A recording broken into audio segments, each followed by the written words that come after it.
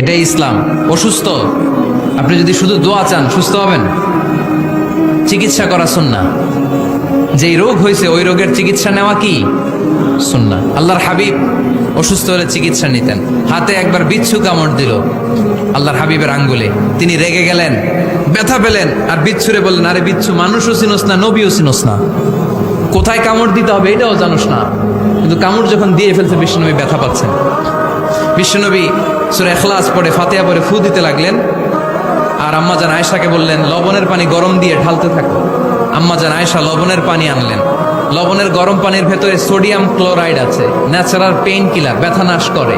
আম্মাজান আয়েশা গড় করে লবণের পানি ঢালতে লাগলেন। আল্লাহর হাবিব কোরআন পরে ফু দিতে লাগলেন। পানি ঢালা শেষ, গড় করে লবণের পানি ঢালা শেষ, বিশ্বনবীর দোয়া পড়া শেষ, এর মধ্যে আঙ্গুলের ব্যথাও শেষ। কারণ দুইটার সমন্বয় হয়েছে, দোয়াও আছে, দাওয়াও